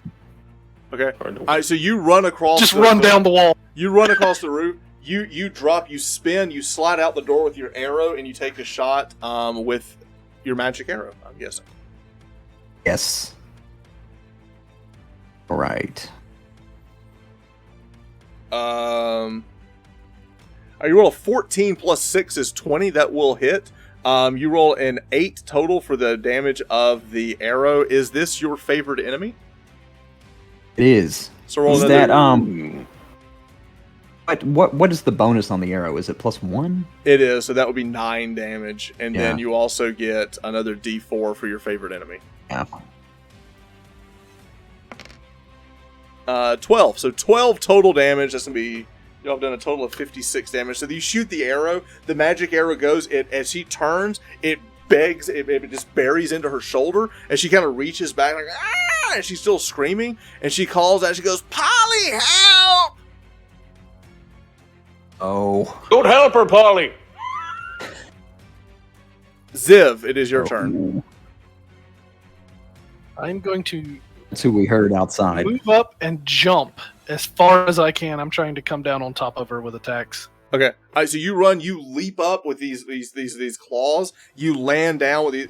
And at this point, Durandal, you're closer. You're seeing these like his arms almost have gotten longer, and they're like these giant fur, and he's got these giant claws on either side of him. He runs, and there's a moment when he goes to leap. He reaches down and he leaps off of using all 4 of his limbs to push off of the ground, leaping into the air, and then coming down with both of his attacks. Now, yes, make 2 attacks here. So make the first attack is the main hand, and then basically They're also recklessly attacking. Ooh, you're recklessly attacking. Okay, all right. So make your first attack.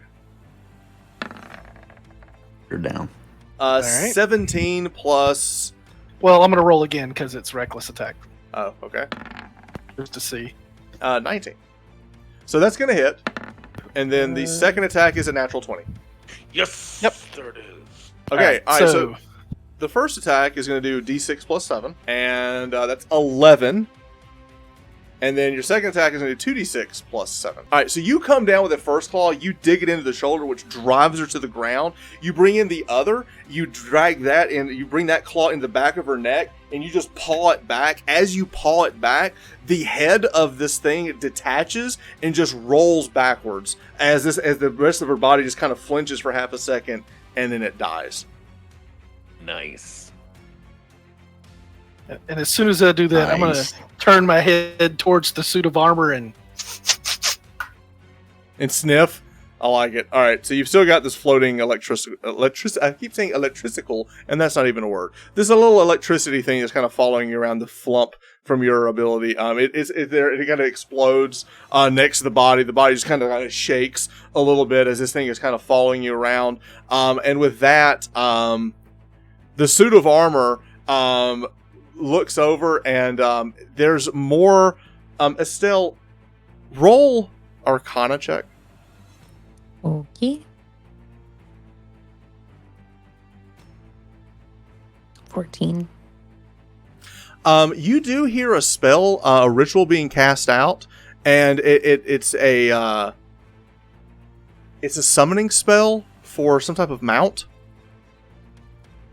Can I hear where from? It's coming outside the window that's right next to you here. As you see that, you see the suit of armor with the giant axe run, and as he's taking steps, this giant horse comes out from under him, and he starts running around the outside of it. He reaches back with the chain, and he is going to go to try and drag you again.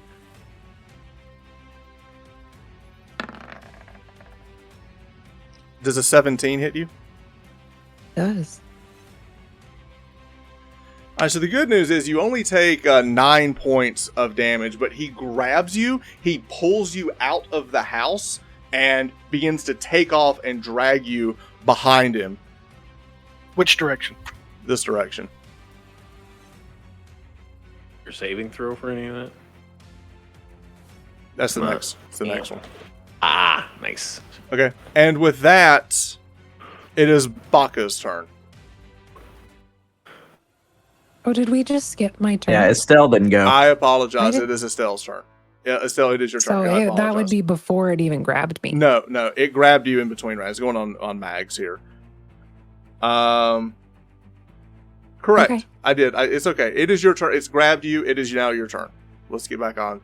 So you get pulled outside the house. It's dragging you.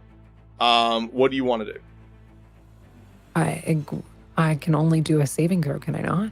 Am I grappled? You're grappled. Correct. So then I can only do a saving throw. So you try to get out of it, basically. Okay. Yeah. That is a strength saving throw. Yeah. Looking on the 13. It is opposed. I rolled a 14. Okay. All right. So here's the thing. I will give you an action. You do have a pistol in your hand if you want to try to take a shot at it. That's or if you want to cast a spell, something quick that wouldn't have somatic abilities, like something you could shout or anything like that. I'm trying to think. There's still things you can do here, but you're limited because you're grappled. If that makes sense. Components just visual. I will do Dissonant Whispers. Ooh, okay. And that's psychic, which I think works on that. You whisper disconnect melody, and only one creature of your choice within range can hear it, racked in terrible pain. I will say this, as you're getting dragged and you kind of roll over, you see the horse and this thing pulling you. You also see what looks to be another female standing out in the woods. Okay. So do you want to target the female or do you want to target the armor? No, I'd want to get out of whatever's dragging me away. So you're going to try to cast it on that. Okay. All right, roll. It's actually a save for you. I pass. It's a wisdom 15. I pass. Okay. It seems to be immune. It is psychic, correct? Yes. It is psychic. It is immune to psychic. Okay. All right. Baka. Estelle, you hear Estelle, like, kind of call out as she's getting pulled through the house.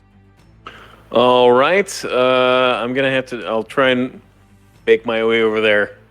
We got to help Estelle. She's getting dragged away by that armor. And I'll run through the house.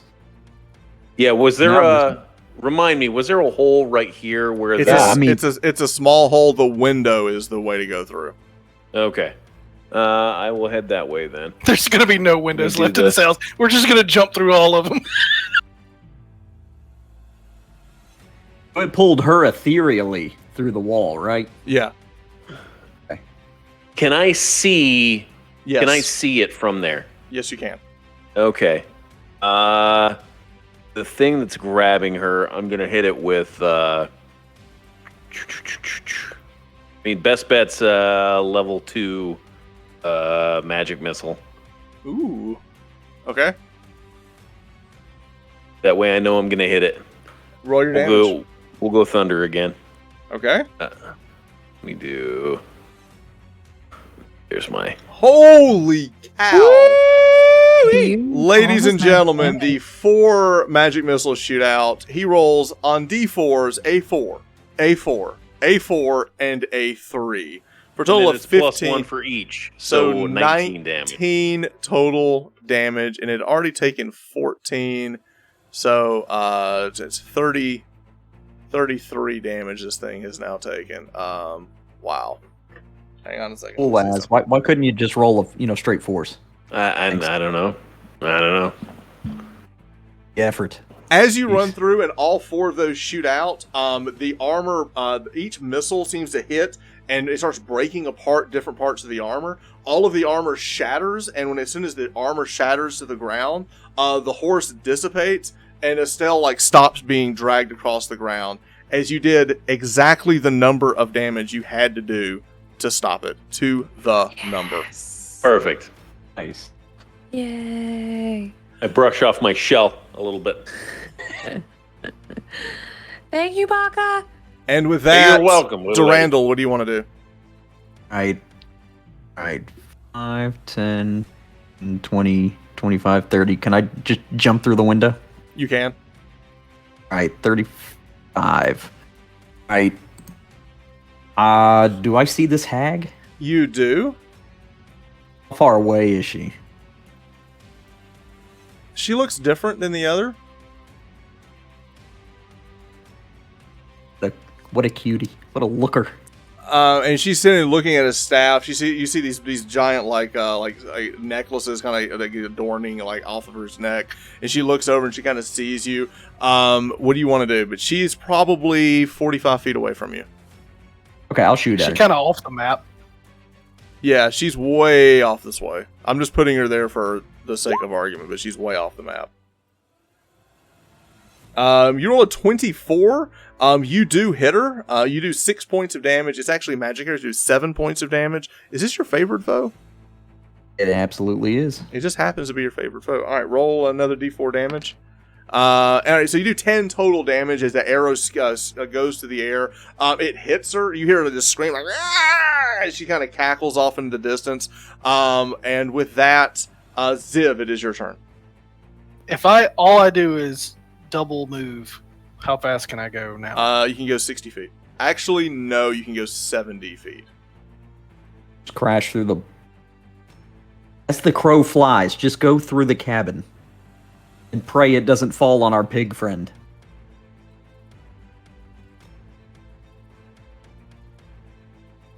All right. So she's off. You're basically running through the house, but you can get closer to her. She's way off. Okay. So you go. I'm jumping them on all fours, Dukes of Hazzard style. All right. So you just run through. You're just kind of running through the house.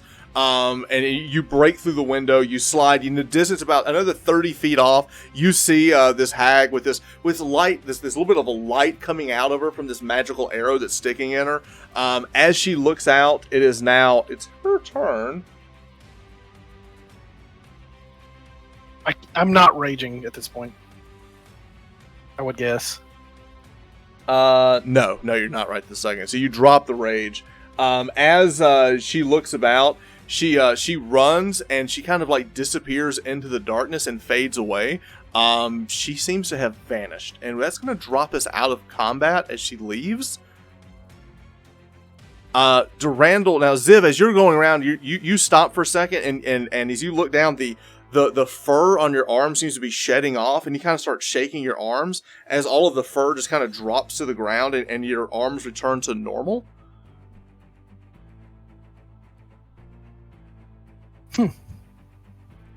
That was odd.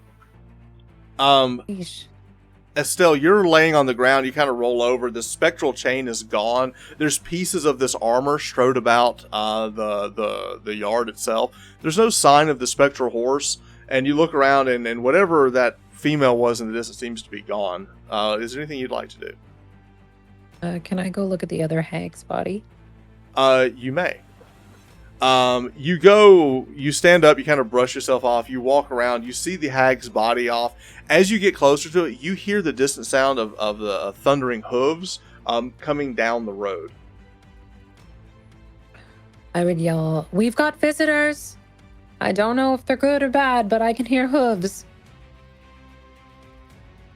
Do I see anything on this hag?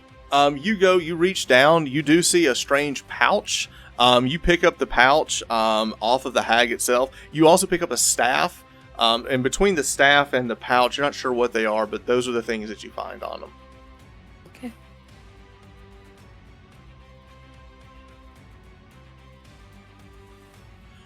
She's doing that. Baka, what are you doing? Is the other hag got away? It seems the other hag got away. Okay. I mean, checking the armor, making sure it's dead. There's just pieces of armor strode about. Yeah, I'm just gonna separate them as much as possible. Even more, just carrying those in different locations. Okay, if at all possible. All right, as you're doing that, Darundal, what are you doing? Let's see if I can track the hag. Give me Ranger. a survival check.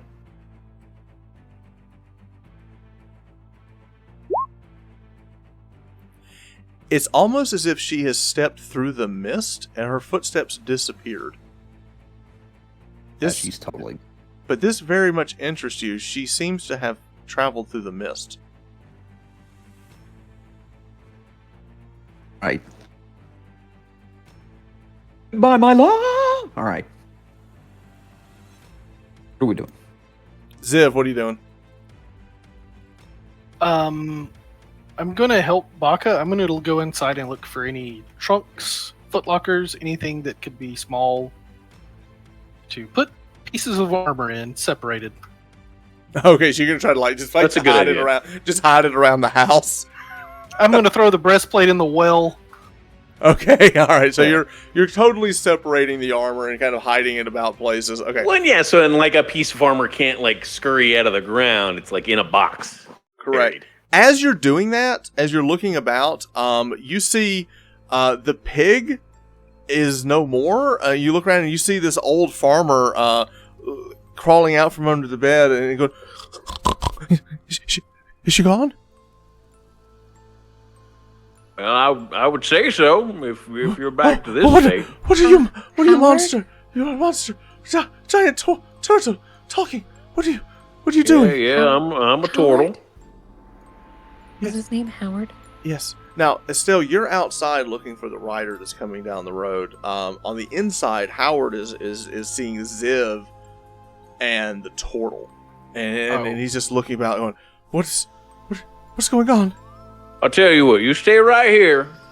You hide back under the bed. You'll be safe until Estelle can come talk to you. I will. And you see him just kind of close the door, and he just he's basically hiding in the back. And I'll tell Estelle telepathically using the little charm that she gives me, and I'll let her know that he's back to human form inside the house. Estelle, on the outside, you see a single rider approaching. You see light cascading from what's to be a lantern that the rider is carrying. In the distance, you see a black horse and a hooded figure approaching. What would you like to do? Can I perception check? You may. It does seem to be a lighter rider, possibly female. Lighter rider. Okay. I would be thinking about the lady that we've been told about that comes out of the mist and all of that. And that's an 11. As the rider gets closer, you look, and it seems to be an elven face. As she kind of slows down the black horse as she gets closer, wearing a long black hood, and she pulls the hood back as she casts the lantern out, and she looks around and goes, "I sense, is my son here? Have you seen Darundal?" Your son? Randall? Darundal, That's you hear a strange. familiar voice. Mother, what are you doing here? You turn the corner and you see your family's horse. You also see your mother sitting on the horse as she pushes back her black hair braided down in her black robe with her pale skin and her elf ears sticking up. She's holding out this lantern. She goes, "It's getting dark. You best come for me before another hunt begins." Are these your friends? It's newly made. Xiv, Baka, and Estelle. Xiv, looking inside, and she just sees Estelle. She goes, "Estelle, my name is Miriam, and you best come with me." I have lots to speak with you about, Miriam, but there is someone else who needs my help. And I would Howard. I would You should just bring Howard sorry, as well. excuse me, and go take care of Howard. As you go inside to take care of Howard, Miriam is outside and meets with Darundal and says, "We must hurry. Gather your friends quickly. We must go and get back to town at once." It seems like Howard's family was slaughtered by hags. We should probably bring him with us. That is fine. Bring him as well. It is not safe here. Reed. I'll be like, "Howard, let's go!" And I'll lead the mule out of the barn.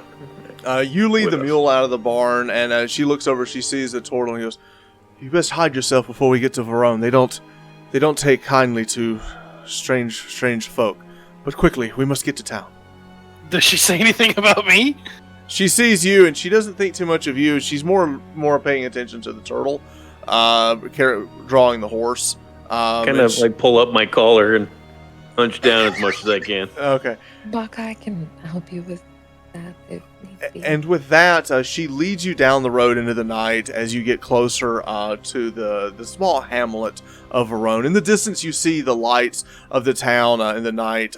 There is no walls around this house, but only a large hedge that is separating it from the wild itself. And that is where we're going to end our story tonight. As you get closer to the town, and in the distance you see the lights of the town flickering, we return now to the tavern in Waterdeep at the Trollskull Manor. Everyone here sees the orb begin to flicker and close as Marcus Madmore finishes his tale tonight and says, "And now they have slain 2 hags, but a third is still on the loose," as our party begins their way into Verone to find out what is happening there, and we'll pick up next week. So thank you everyone for coming. Thank you. Please tip your waitress on the way out, and I hope everyone has a safe trip home as we pick up next week. Thank you so much.